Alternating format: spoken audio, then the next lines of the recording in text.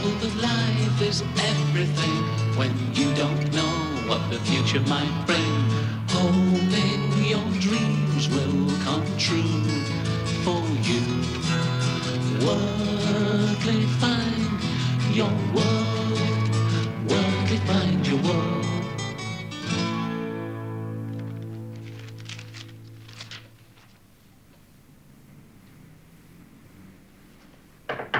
Come in. Come in, lads. Take a seat, will you, please? You've had your tea breaks, have you? We've had it, thanks. Good, good. I won't want to deprive you of that. Might find yourself in hot water with your shop stewards. Not that the tea is much to write home about, either. Anyway, I've asked you lads to come in today as a sort of precaution measure because of something awkward that's cropped up with regard to the company's employment policy. No, now, don't jump to conclusions. As you know, we prefer you newer lads not to assume you're absolutely permanent with us until a fair bit of time's elapsed. I think you'll see why in a minute. I've brought you in to tell you that the company is thinking of rationalising its staffing policy. I get it. We're going to be made redundant. No, please. It's not certain.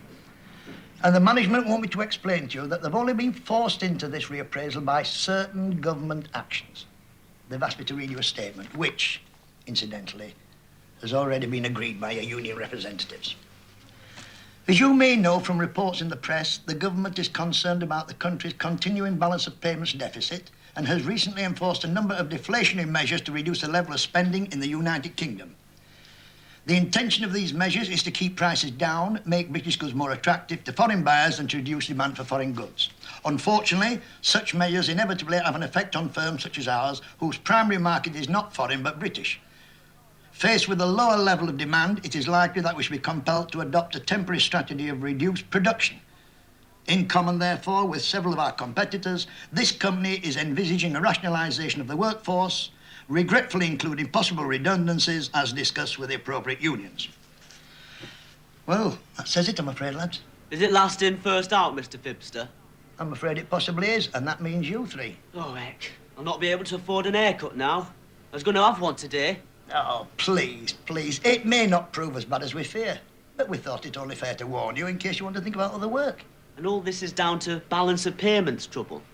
I'm afraid so, lad. You see, if demand falls, then our production will have to be reduced to match it. Otherwise, the firm would lose money by making lots of goods which it couldn't sell. And it isn't just this firm that's affected. It could cause unemployment everywhere. But if balance of payments gets sorted out, like, can we have our jobs back? Well, you haven't lost them yet, don't forget. But if you do, and later on circumstances ease a little, then I'm sure the company would be only too happy to engage you again. Yes?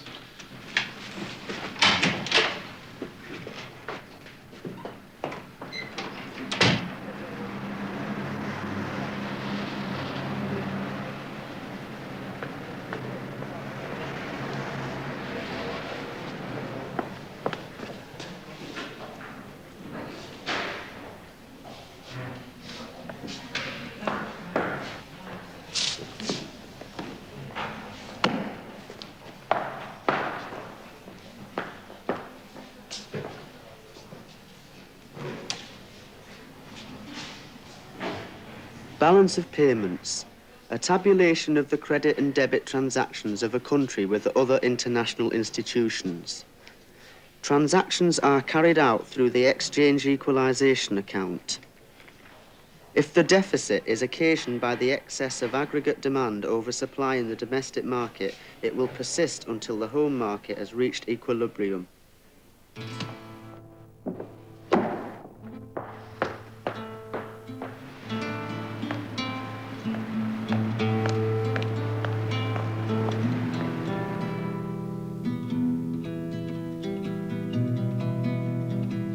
As you may know from reports in the press, the government is concerned about the country's continuing balance of payments deficit and has recently enforced a number of deflationary measures to reduce the level of spending in the United Kingdom. Of the credit and debit transactions of a country with other international institutions.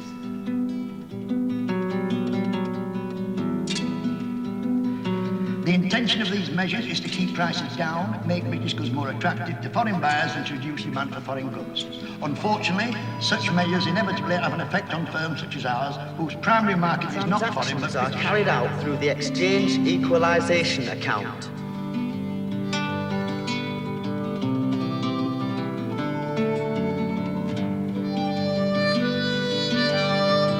In common, therefore, with several of our competitors, this company is envisaging a rationalisation of the workforce, regretfully including possible redundancies as discussed with the appropriate unions. Is it last in, first out, Mr. Pibster? Is it last in, first out, Mr. Pibster? I'm afraid it possibly is, and that means you three. I'm afraid it possibly is, and that means you three.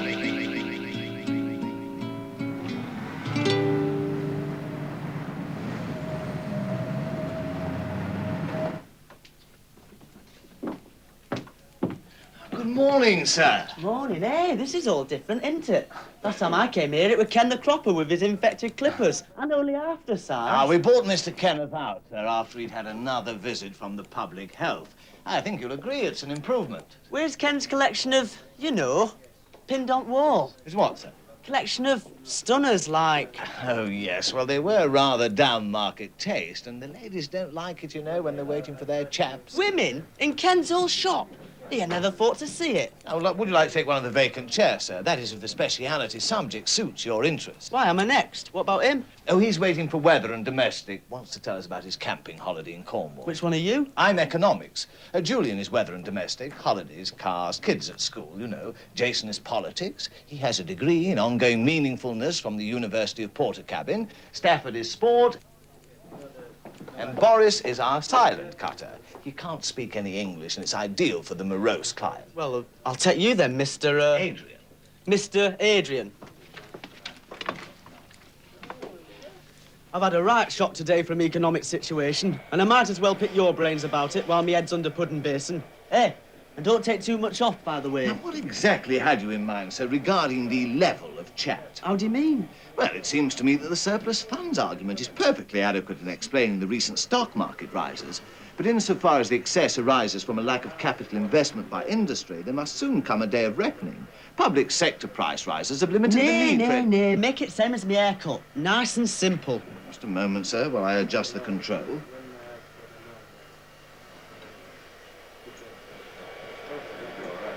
I think you'll find that more comfortable, sir. Ah, thanks. Well, it's like this. Howard Fibster in personnel says firm's going to make me redundant because of balance of payments trouble. He says government's taking measures to sort it out, but they're hitting us as well as foreigners. And in the end, balance of payments will be OK, but I'll be out of a job. You have got enough money to pay for this haircut. Aye, of course. Sorry, it's just that prices have gone up since we took over from Mr. Kenneth. Oh, you surprise me. Higher commodity prices, is it? Or excessive spending due to an overexpanded money supply? Sir has got the terminology off pat. Ah, well, let's not bother with terminology. Tell us a bit about this balance of payments. Well, it's all a matter of selling our products abroad and buying their stuff in exchange. Now, I don't often get a customer who needs the historical background, so I may be a touch rusty on this, but let's think back a couple of 100 years to those brave days when we hairdressers were mere barber surgeons, skilled enough in sawing off a gangrenous leg, perhaps, but prone to cut off the odd ear as well when it came to the more delicate task of beautifying. Now, the swaggering merchants of Georgian England thought, in their naive way, that just to export in itself would make the country wealthy. How wrong they were. Why? Earning money makes us better off, doesn't it? Not unless that money is spread among everyone.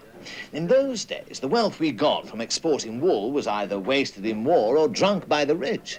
Now, living standards depend on the amount of goods and services available to be consumed by all classes.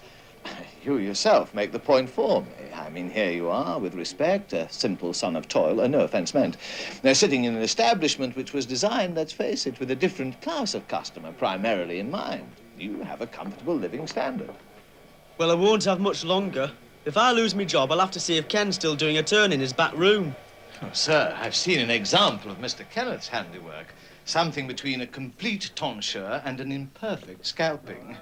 Anyway, my point is that exports are not desirable in themselves. They're a means to an end. Now, our country isn't like a firm. It can't go bankrupt. But it is true that if it doesn't export enough to pay for its imports, then it certainly will get into difficulties. Deftly depilating, and with never a pause, Adrian reminded me of Britain's traditional role as a country which bought raw materials from abroad and in turn exported manufactured goods.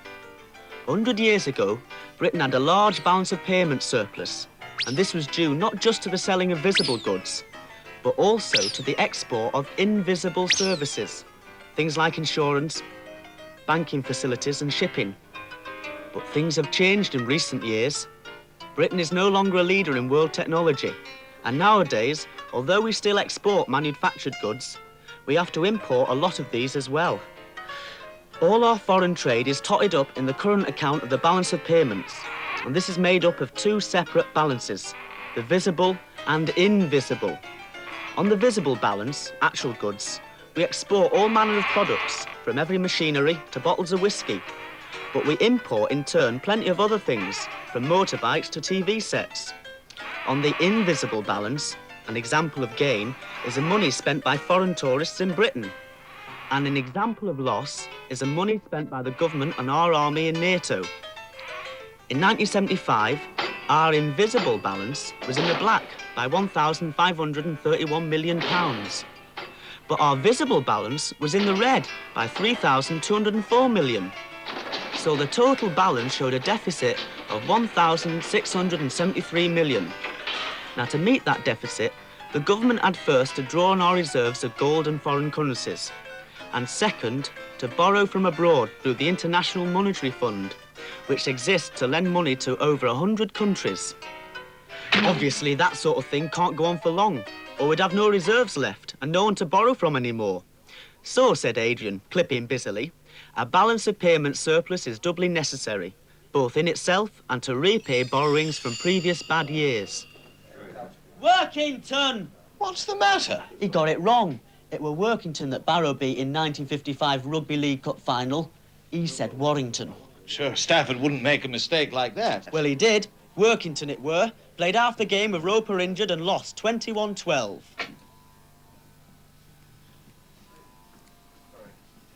I've asked Stafford to check the files of the West Cumberland Gazette as soon as he's finished with the client. Will customer get a refund if I'm right? Certainly not. We make no claim to infallibility. Makes one doubt a bit, though, doesn't it? I mean, can we believe everything you've been telling me? Conversation's a collaborative effort, sir. You shouldn't rely on what others tell you. Now take that gentleman there, who's just had a reshape from Boris. Italian, a satisfied customer. But in the days when British hairdressing was epitomised by Mr. Kenneth, it was an uphill struggle being a continental. Such as Mr. K were convinced that every continental had a knife about him, that he suffered under some kind of divine visitation of not being an Englishman, that calamities regularly befell his country because it was not England, that he was habitually immoral, and finally he should observe the sound constitutional imperative of going home again as soon as possible. Oh, aye, Ken didn't like foreigners. We're wiser now, aren't we? We know that by catering for Signor Cavaletto, we're helping the nation. He's changed his lira into pounds. And the more haircuts he has and the more goods he buys, the more of that foreign currency stays in Britain. Well, you needn't sound so virtuous, because I've noticed that most of your equipment's German. Yes. Well, that isn't so with the hairdressing industry in general, but it is true that our rather special needs here have taken us to the German rather than the British market. Still an import, innit? And they're always telling us we have too many imports. Yes, I mean, you're quite right if you mean to imply that the country's payments problem is largely caused by excessive imports. But there are very good reasons for our choice. British hairdressing equipment is of a very high quality, it's true, but, well, take these clippers. 1, they're cheaper to buy than the British equivalent. 2, delivery is quicker.